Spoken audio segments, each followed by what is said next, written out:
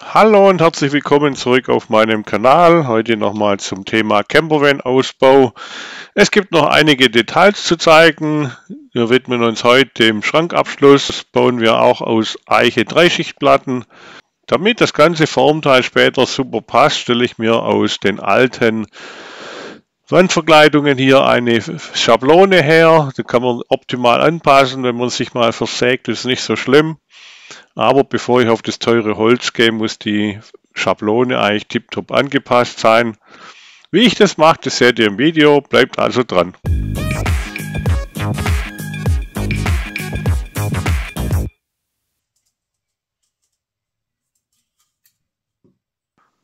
Ja, beim Ausbau eines Campers geht ganz viel Zeit zum Herstellen von Schablonen drauf. Ihr seht hier ein Beispiel, wie ich die Schablone für den Schrankabschluss herstelle. Es werden immer wieder kleine Schritte angezeichnet an der Schablone. Ich säge erst die Ecke weg, halte es dann wieder dran, mache die nächste Kontur und so geht es Schritt für Schritt weiter. Jetzt kommt die Dachschräge dran. Wenn ich die habe, wird die Seitenwand abgenommen. Es ist ein ständiges Raus und Rein und Nachsägen, so lange eben bis die Schablone passt, aber anders geht es leider nicht.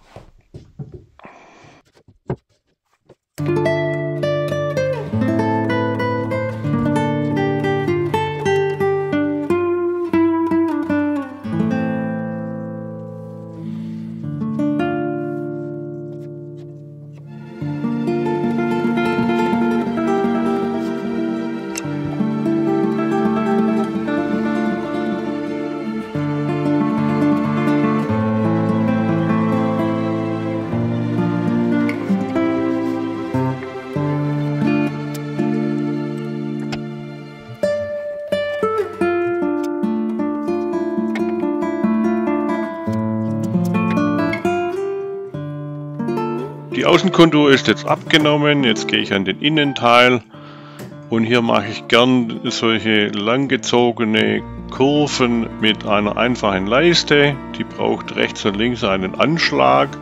Hier nehme ich die Schraubzwinge, man kann auch eine Schraube eindrehen. Auf der rechten Seite und auf der linken Seite spanne ich mir ein Holz dran. Und wenn die zwei Anschläge angebaut sind, kann man hier durch Druck eine wunderbare Kontur erzeugen. Je nachdem, an welcher Stelle ich drücke, verändert sich die Biegung und so habe ich einen wunderschönen Bogen erzeugt, ohne dass man groß am CAD darum macht. Das geht viel schneller.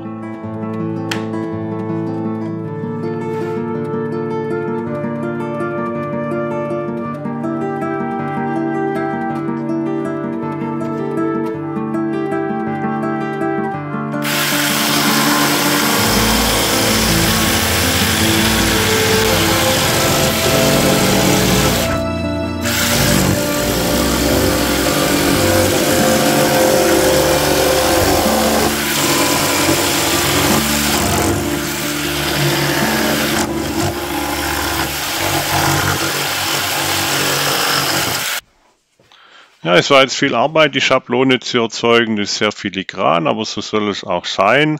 Das ist der Schrankabschluss und das ist natürlich auch ein Blickfang. Wenn man in den Camper einsteigt, dann sollte der natürlich auch perfekt passen. Ich habe hier zwei Abfallreste der Dreischichtplatte verleimt. Man braucht das oben ja nicht so breit und von daher kann ich jetzt sauber diese Schablone auf das Werkstück legen und übertragen.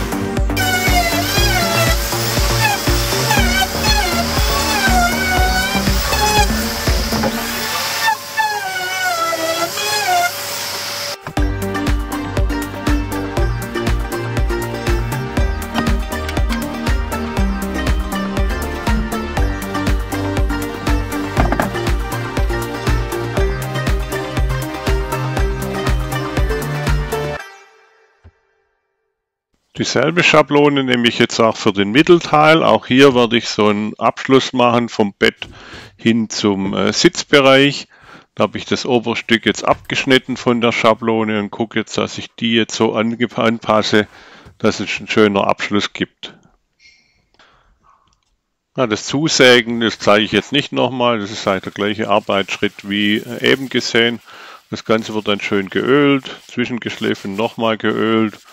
Und im Anschluss wird es dann an die Blechwand angeklebt. Das dient als Schwingungsdämpfung. Ich habe ja die Flatterbleche im Vorfeld rausgetrennt, um mehr Schlafbreite zu bekommen durch das Austrennen der Flatterbleche und dem direkten Ankleben der Dämmung. Haben wir 1,96 quer liegend zum Schlafen. Das reicht uns aus und hat sich auch im Alltag super bewährt. Wie schon gesagt, wird das Außenblech direkt gedämmt. Wir nehmen dafür die 19 mm Amaflex, schneiden das alles sauber zu und kleben aber noch nicht fest. Ich nehme dann das Amaflex wieder raus. Im Übrigen, hier seht ihr, wie man das Amaflex sauber schneiden kann. Und so einen Übergang oder so einen Auslauf kann man auch mit 80 Schleifen, habe ich festgestellt. Dann gibt es eine schöne Kontur. Und jetzt werden wir da drauf diese Mikrofaser Folie, das ist ein Stoff, aber wird als Folie bezeichnet, aufziehen. Und die Besonderheit hier ist jetzt, ihr werdet gleich sehen, wie dieser Mikrofaserstoff über die Ecke gezogen wird. Ja, das über Eckziehen hat den Vorteil, dass man einen sauberen Übergang hinkriegen von der Isolierung, von dem Stoff hin zum Hängeschrank und nach unten hin zum Bett. Und auch beim Bettenmachen nicht irgendwie der Mikrofaserstoff sich irgendwann im Laufe der Zeit wieder ablöst.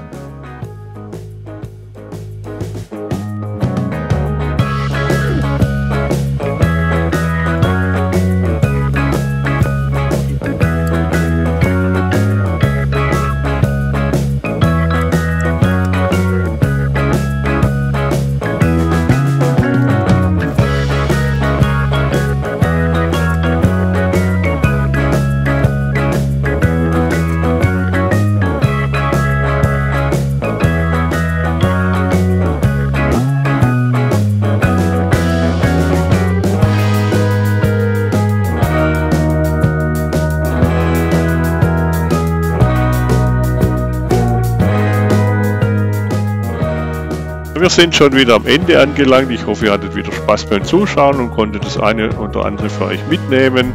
In diesem Sinne wünsche ich euch noch einen schönen Tag. Bis zum nächsten Mal. Ciao.